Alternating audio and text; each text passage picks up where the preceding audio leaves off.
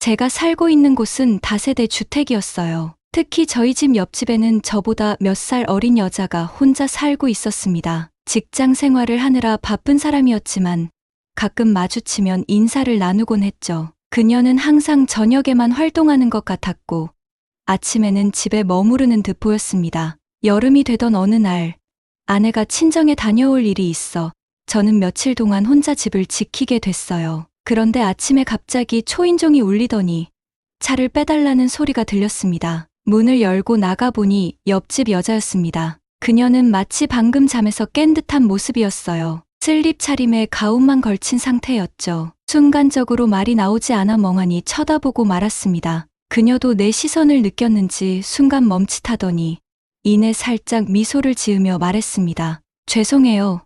너무 급해서 그냥 나왔어요. 차 좀 빼주실 수 있을까요? 나는 얼떨결에 고개를 끄덕이며 차 열쇠를 들고 나섰어요. 그녀는 부끄러운 듯 가운을 살짝 여미고 한 걸음 뒤로 물러섰죠. 하지만 문득 머릿속에 하나의 의문이 스쳤습니다. 아침엔 항상 집에 있는 것 같았는데 오늘은 왜 이렇게 급하게 나가려는 거지? 그날 오후 마침 돌아오던 그녀와 다시 마주쳤습니다. 아직도 아침에 일이 신경 쓰였던 나는 조심스럽게 말을 건넸어요. 오늘 아침엔 지각할 뻔하셨나 봐요. 그녀는 잠시 멈추더니 피곤한 듯 어깨를 으쓱하며 대답했습니다. 네, 사실 저는 프리랜서예요. 주로 밤에 작업을 해서 낮에는 거의 집에 있어요. 그래서 아침에 갑자기 외출하려니 정신이 없었어요. 나는 그녀의 말을 듣고 잠시 생각에 잠겼다가 자연스럽게 말을 건넸어요. 혹시 저녁을 혼자 드신다면 같이 식사하실래요? 그녀는 예상치 못한 제안에 눈을 동그랗게 뜨더니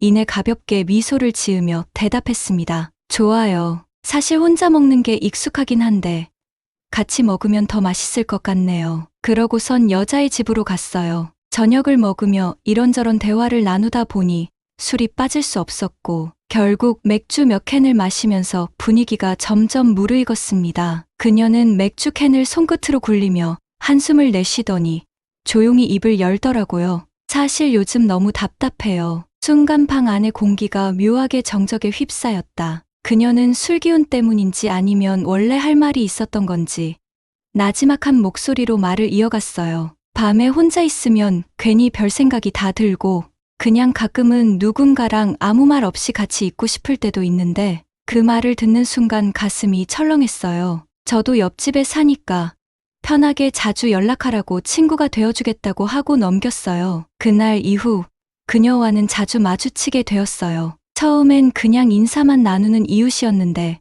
어느 순간부터 연락을 주고받는 사이가 되더라고요. 어느 날 저녁 핸드폰이 울려서 보니까 그녀한테서 메시지가 왔어요. 혹시 저 좀 데리러 와주실 수 있어요? 순간 화면을 한참 들여다봤어요. 그녀가 저한테 이렇게 부탁하는 건 처음이었거든요. 원래 혼자 있는 걸 더 편해하는 사람이었는데 오늘은 뭔가 다르게 느껴졌어요. 사실 거절할 수도 있었어요. 근데 그러기엔 그녀의 메시지가 묘하게 신경 쓰였어요. 어디세요? 그렇게 답장을 보내고 차 키를 들고 나갔어요. 사당역 근처에서 그녀를 찾았어요. 어둑한 길가에 그녀가 멍하니 서 있었어요. 낮에 봤던 모습과는 다르게 조금 지쳐 보였어요. 차 문을 열어주자 그녀가 조용히 타더라고요. 고마워요. 그냥 오늘은 누가 좀 데리러 와줬으면 했어요. 별거 아닌 듯 말하는데 그 말이 이상하게 가슴에 남더라고요. 혹시 그냥 좀 더 돌아다녀도 돼요?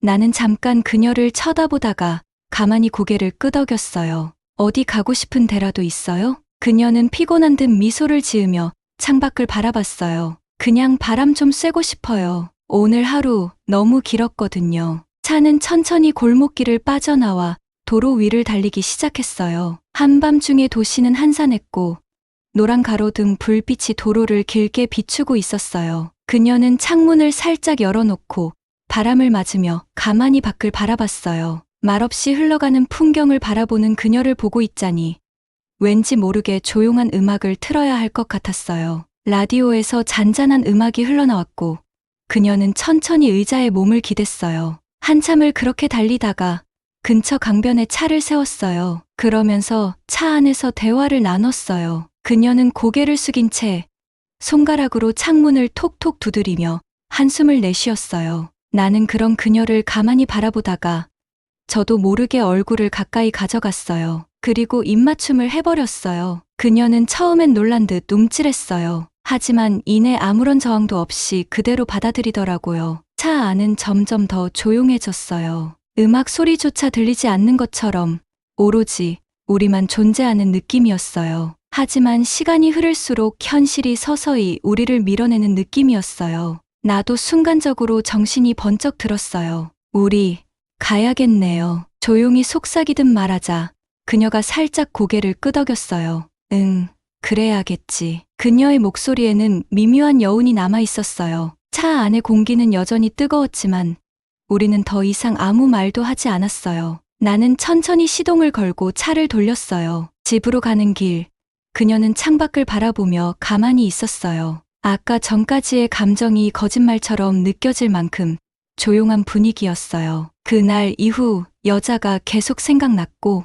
그렇게 자연스럽게 그녀는 아내가 집을 비울 때마다 찾아오는 사람이 되었어요. 처음엔 가볍게 식사만 했는데 어느 순간부터는 같이 영화를 보기도 하고 창가에 앉아 맥주 한 캔씩 하면서 이런저런 이야기를 나누기도 했어요. 그리고 문득 깨달았어요. 우리 사이는 어느 순간부터 단순한 이웃 관계에서 조금씩 어딘가로 흘러가고 있었다는 걸. 6개월 뒤 아내가 해외여행을 가게 되었어요. 너무 분주하게 하다 보니 옆집 여자도 알게 되었고 그날 저녁 제가 옆집 여자 집으로 가게 되면서 술 한잔하면서 저녁을 먹었어요. 평소처럼 대화도 나누고 가끔씩 웃기도 했어요. 근데 분위기가 처음부터 조금 달랐어요. 술이 들어가면서 자연스럽게 영화 한 편을 틀었어요. 처음엔 영화에 집중하려고 했는데 시간이 지나니까 서로가 더 신경 쓰이기 시작했어요. 그녀가 몸을 살짝 기대더니 온기가 느껴졌어요. 순간 가만히 있어야 하나 싶었는데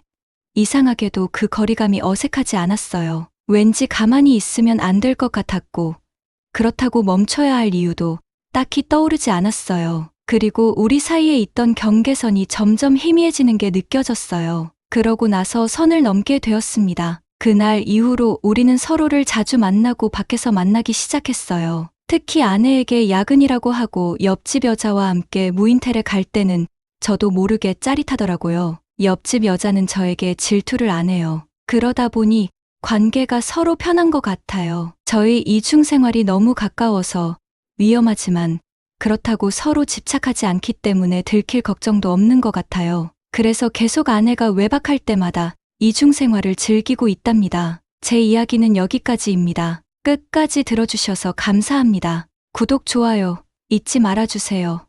다음 사연 만나 뵙겠습니다.